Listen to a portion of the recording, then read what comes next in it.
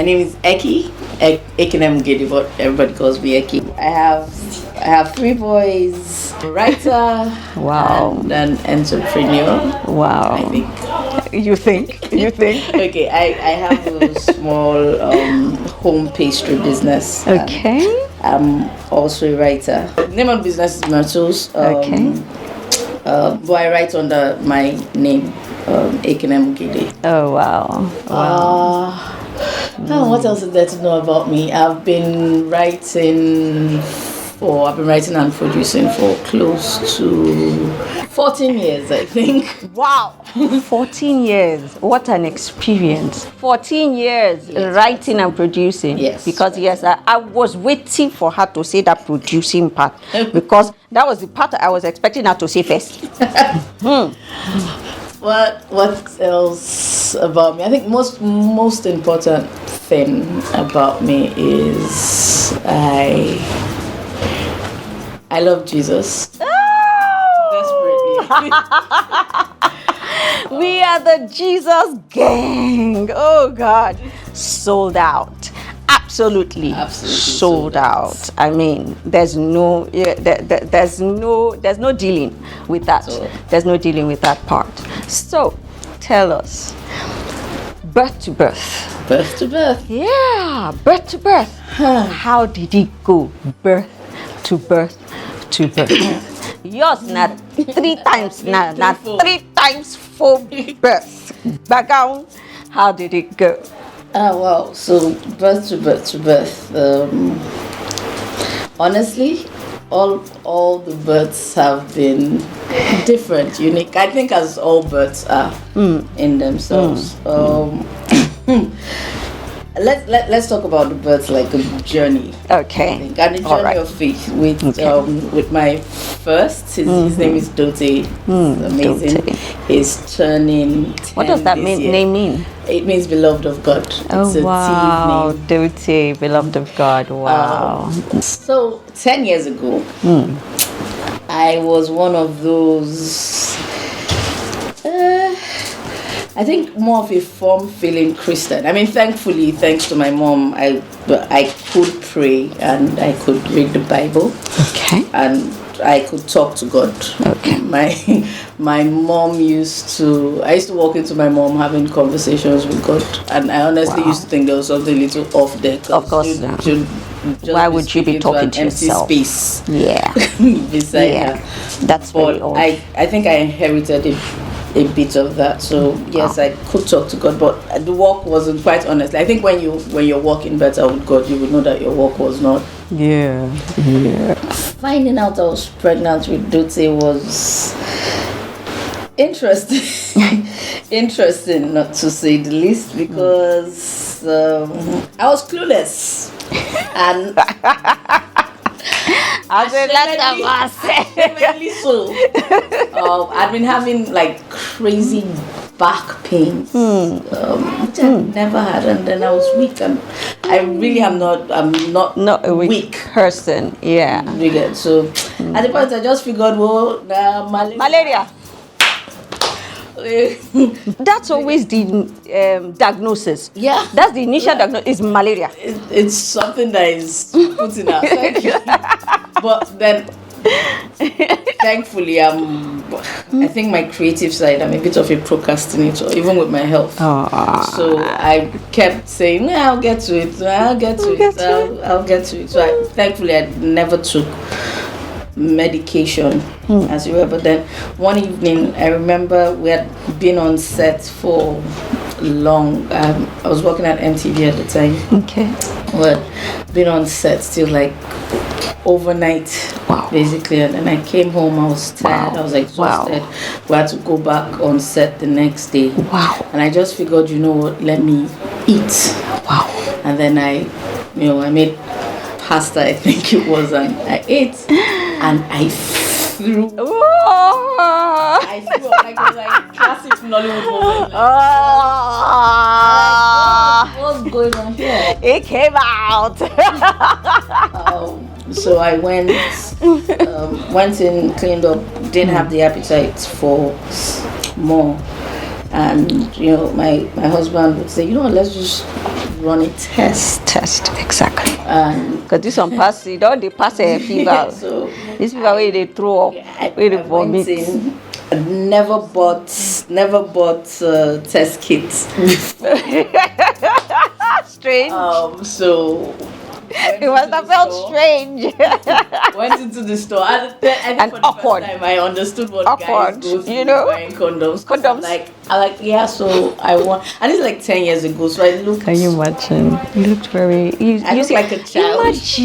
Imagine. Now you're looking like a university babe. So then I can imagine you'll be looking like secondary school, or as in you're in primary school, and then they'll be wondering that. And then African women are so judgmental. Because when I went, can I have I want to buy pregnancy? The woman is like, I saw the eyes move to my fingers first, fingers pointing. Oh my god. And then she sells it to me. Long story short, check, it's positive. So go to the hospital. It's positive. I'm thinking, okay, maybe like a month, 2 months. We got to the hospital. The doctor is looking at me, looking at test results. It's like, madam, what's going on here? I'm like, I don't know what's going on. Yeah. He's like, you're 4 months pregnant. Jesus. 4 months. I'm like, I'm like, how do you used to calculate? I'm like, how do you guys do calculate this thing? 16 weeks. Exactly. I was like, exactly 16 weeks. 16 weeks. So all that back pain and you strong, go. First, Jesus. She is strong. Then I quit immediately. I quit my job immediately. Wow. So I was like half traumatized. Trauma. So you know how you have this post trauma of like what could have been, not like how many mistakes could I have made? I could have taken that medicine. I could have messed this up in many ways than one. I mean, I was on a set that was shooting with like artists all the time. People were smoking all the time. Wow. Do you get? And as much as I would always keep my distance, just out of who I was, but still, I'm like, I've been inhaling. It's not just the inhaling, but the stress that you were also going through because you were working overnight. So anything could have happened. And I would not. You won't even have known. I wouldn't know, because I remember the doctor asking me that, what about your period? And I was like, I was so busy, but I remember. So I remember bleeding, at least within the time, but I thought it was my period. But I had assumed that I was stressed. So, I thought that's what happened with the period, that I was stressed, so I spotted a bit, and then it didn't happen. So I figured, okay, maybe next month it'll be heavy, and then I just had lost track of time, and I was sitting there staring like the most clueless. I felt foolish. It was one of my more foolish moments. The pregnancy as a whole was pretty uneventful. It was one of my strongest. I would stroll to the hospital, I would walk back for the heck of it. I'd stop by the market. I remember my teammates always asking if I was wearing a costume. If I was wearing a costume, because I still had my normal misbehavior, quote unquote. And at some point, I think it was 7 months or 8 months, we did one of those, the second to the last scan that you do. And of course an x-ray, because it's your first and they want to make sure. So but all the tests came back great except for the scan. They said there was fibroid. I was like, wow, that's interesting. Not because, so here's the thing, you don't know. I think we live our lives carelessly and maybe sometimes a bit flippantly, because you don't know the thoughts that have latched onto you growing up. So when they said fibroid, I wasn't shocked. It wasn't like I didn't have how. Oh, reaction. My mom had battled with fibroid and I'd watched that for the longest period in my life. Wow. And I didn't realize. I have always thought that I would. You get like.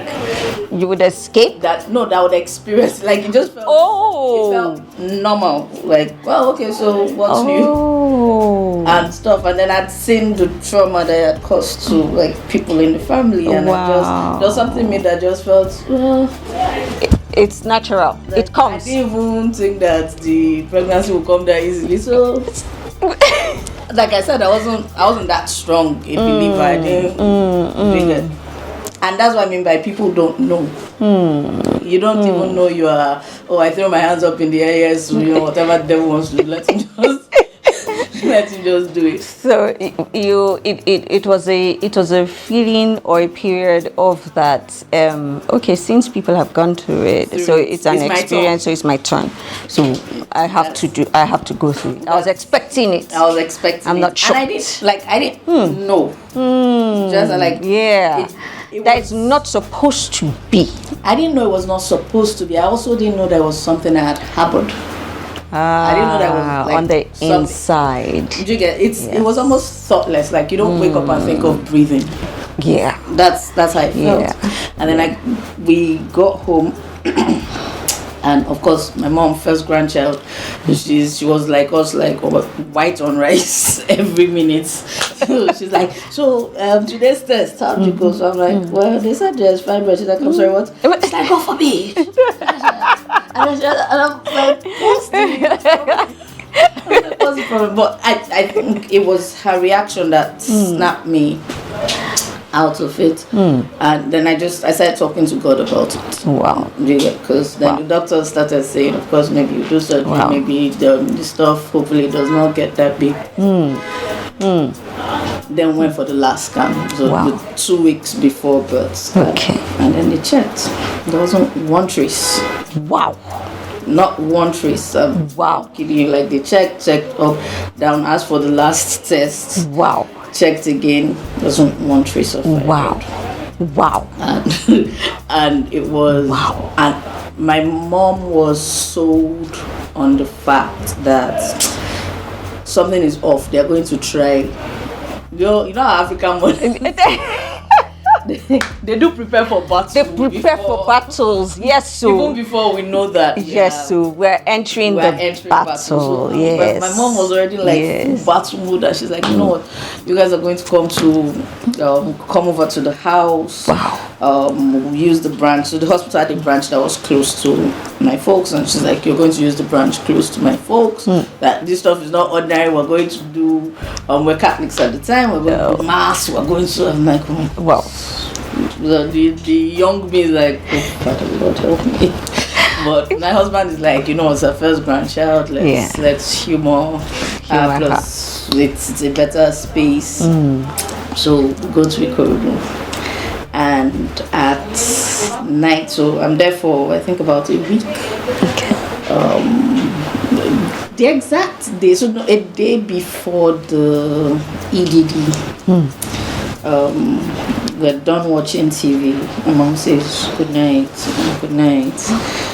I'm walking into my room, and then the show. So my water doesn't break, but there's like a show. A show, okay. All right. The plug breaks. And then that bit of blood detaches. Sips out, and that happens again. Clueless. So sorry, let me ask this question. Wait. So throughout the pregnancy period, you didn't read up on anything on pregnancy. You did not check on what what was supposed to go on after. At least they had told you 16 weeks. After 16 weeks, let me get ready for what's going on 28 weeks. 29 weeks. 9 months. To be fair, so I had done my fair share of reading, but you remember that I got in late. So sure.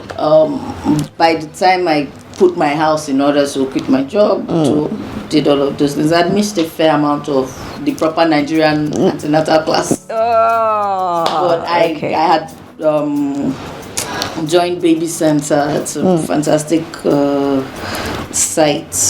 I signed up to Baby Center. I was reading all of those things. I probably missed that bit, so I think I was expecting, oh, your water's gonna break. Or maybe it was the storyteller in me. I don't know, but that's the norm. That's the norm. That's what we've heard. And so this happens. I'm like, so inside me, I'm like, mommy. But I've been on the outside. I just walk over to my door. I knock. I'm like, so this happened. She's like, oh, okay. She's like, you're good. Just wash up and then start counting. I'm like, okay. So she comes in after another 2 hours. She's like, are you contracting? I'm like, yes. She's like, you think you can make it till 6? I'm like, with the way it's going, I probably can. So I call my husband. He's on set. He's a filmmaker too. I'm like, yo, guys coming. Like, we'll have to there in the morning. Yes, so it's so this happens at like 12 midnight. Let's say 12 midnight of the 9th. Right? So this happens on 12 midnight. So 9th into the 10th. Which was my dad's birthday. Wow. So my dad is super excited. Wow. Like, can you imagine? Wow. And then we get to the hospital. They check. They're like, oh, you're still at like 4 centimeters, but give or take in a bit. Okay. This at 6 a.m. And then I start waiting. And the waiting starts. 6 a.m., 12 noon comes. Nothing. Water doesn't break. Nothing. 6 p.m. comes. Water doesn't break. Nothing. Like pregnant women are coming, going. I remember getting upset because this one woman just comes and she's like, I'm like, what the hell? What happened now? I'm like, why are you waiting? I remember telling my mom it's 8 p.m. and nobody could understand like why I was screaming it's 8 p.m. But like, because I saw that woman come in. Like she literally just came in. It was like 30 minutes. They said, oh no, take her straight to. And the next thing there's a baby crying. I'm like, oh, that's the waltz. She just waltzed in. My mom is in full battle mode. And I'm wondering, what is this woman fighting about? Like, maybe it's coming, they've checked, everything is fine. My mom she's just there in her battle mode, she'll just come check. So I decided, okay, at the time I used to think that, niceness and kindness was adequately Christian. So that's the part I engaged. So I started walking other pregnant women. I'd walk them up and down with my own. Just walk, we'll say the Lord's Prayer, say Psalm 23, just walk around. Then at about 11 p.m. the doctor comes in. She's like, water has not broken. So he says they should take me into the theater. They take me to the theater. He breaks it by himself. Because he's like, maybe that would speed things up. Contractions. And then he says that you should take me back to the room at 12. So this is 12 to 12. 12 to 12. 24 exactly, hours. 24 hours. Has gone by. And the baby has detached. They take me into the room. And he's coming 9 centimeters. They say they will work with that because it's been long. And then it's now time to push. After the first push, second push, that third push, like all my strength was done. Wow. I couldn't do one thing. Couldn't push. Could barely breathe. Could just barely do anything. Wow. And they're like, push now. I'm like, I'm tired. And you could feel the room. You see that the way you feel? That's how you felt. Feel the room. Like everybody is like. Then there was this young doctor. God bless his heart. He could have more than 23. Wow. Really young guy. Looks at me, runs out. Posts the story that I'll hear after he meets my mom praying. And my mom is like, what's up? And she said she's tired, that she should keep praying. And my mom now calls him and asks him if I'm latched on to drips. And he said no. And she said, if that girl tells you she's tired, she's beyond tired. So my mom makes a hole first. They come in and put in the drapes. So I have like the dextrose with the saline stuff on one side, the pure dextrose on one side. They just hook me up with every form of sugars, and then they start. Then I finally push, and then the head of this daughter's head pops out, but it pops out like this, and the only thing I heard was the midwife saying stop, stop pushing, and she shoves her hand into his mouth and pushes him back in, and then says push, and then pulls him out. Now you see the problem with it is this journey is real. The cord had been around his neck. Jesus. And so by the time he's out, he's not breathing. Oh my God. So with all of that thing, and I'm looking at this baby, because they put him on the scale. They're trying to resuscitate him. The only thing they could place him on with all of that emergency is the scale. So they put him on the scale, and all I remember thinking quite foolishly is, why is he so long? Because he's not the fact that I didn't know at the time. Honestly, I don't know if it was the cluelessness. I think honestly that it was the Spirit of God giving me calm and not letting me accept the lie that the enemy was about to speak. Yeah, so I'm looking at him and saying, and my husband, who's been wonderful and has been in the room the whole time, is trying to get me to stop looking, and I don't understand. You didn't get. You're still clueless. I bought crucifix for the child this afternoon. I'm not really sure what's going on here. And then they're like, oh, he's not breathing, and I finally hear it. Then the young doctor runs out, goes to get oxygen, and this midwife is not having it. She grabs this child, leaves me. You get, tells a nurse to just keep attending to me in case I'm about to birth placenta. Grabs this child and is doing it, and then she's like, hello, the like, old midwife solution. I think she was CAC. So she's like, hello, dada, rebo sata kali. I've never lost a child.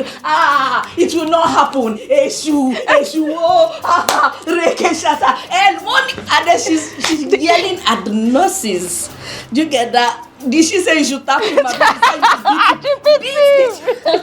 And then daughter lets out the most reluctant cry I've ever heard in my life. Like, just so that they know that I'm here now. What's up?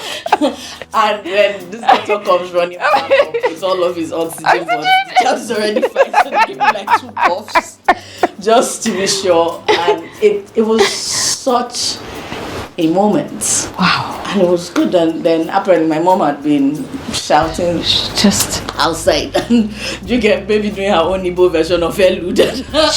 She was battling, but she was battling. And it was my, even before my mom. So my mom would name him Chukudubim, which is God walks with me, God guides me.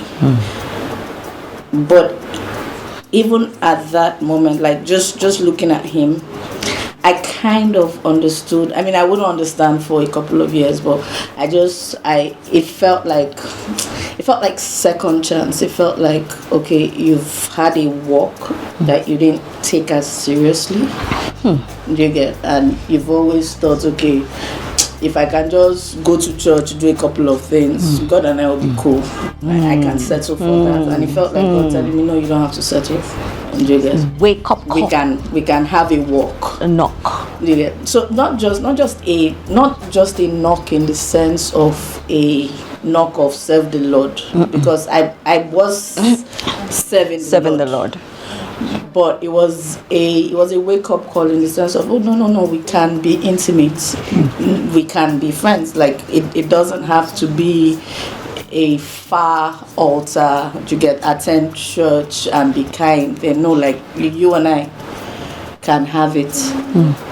And I remember feeling that, but I also remember looking at him and thinking, I really don't get God at all, because there is no way I'm going to give this child to any dying world to save, because for God so gave his only son. What? Never. I'm looking at this child and then, they take him away to clean him up. They're stitching me up. They say I'm going to need blood just in case. And I lost a couple of pints, and then they hooked me up. They didn't know how much blood you had I had lost at the time. And then everybody leaves the room. Next thing I remember is waking up and saying to myself, oh, I want to go check on my baby. And should I get up? I honestly have a time lapse or a time lag that I have no idea. So anything I tell you after this is what I've been what told. You were told. Wow. Okay. I look back. I remember my mom saying, where are you going?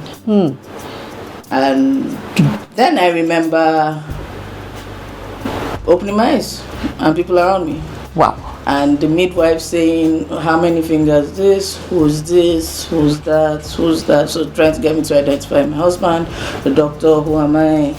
And answered all of that. Wow. And she's like, okay, we're fine. The story is, I got up, I collapsed, I started.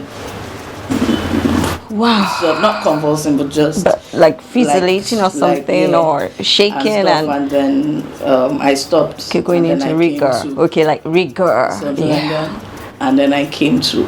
I have no clue what happened in those moments. Nobody knows what happened in those moments. Wow. Probably the blood loss. Probably that I shouldn't have gotten up, because I did end up taking. I took about 4 pints. Wow.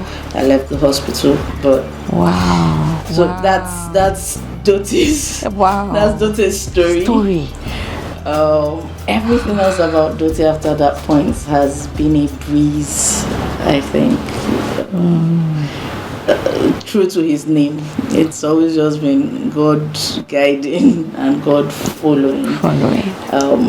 After me, of course.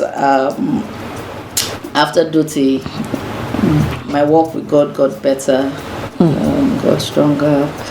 Then I got pregnant with my second.